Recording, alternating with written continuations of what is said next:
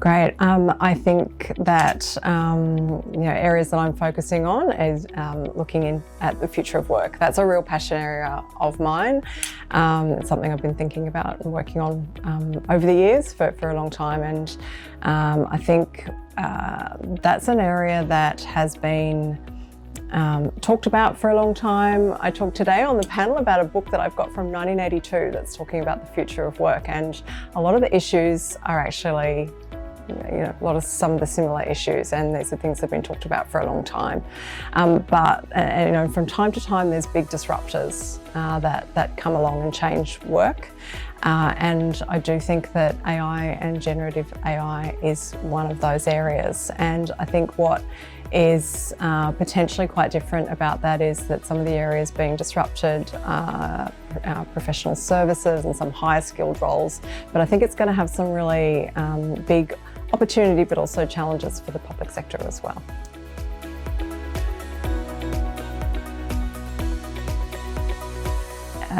I think there's ways of better servicing citizens. I think there's better ways of servicing businesses. I think there's also opportunities for work to be done differently kind of within the public sector. Of course, within the parameters of public sector employment, but there is that opportunity to consider how AI can be a tool to help with work within the public sector.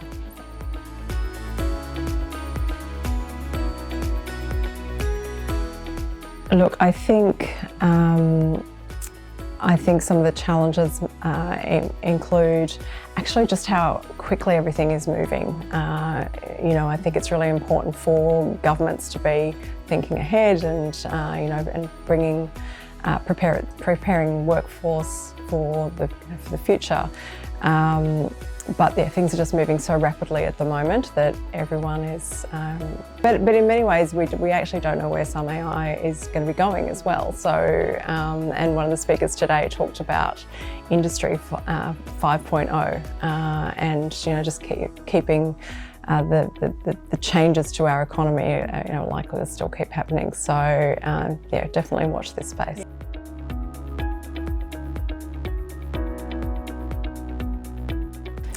I think what was really interesting today in the panel was that we had people coming from quite different perspectives. We had people, with some more workforce experience, also data experience, and practical government experience too. And I think there was people coming from different perspectives, but lots of commonality, and just the important roles both of technology, but also people, and how those two come together in terms of innovation as well. So it was nice to see some, really shared perspectives in many ways.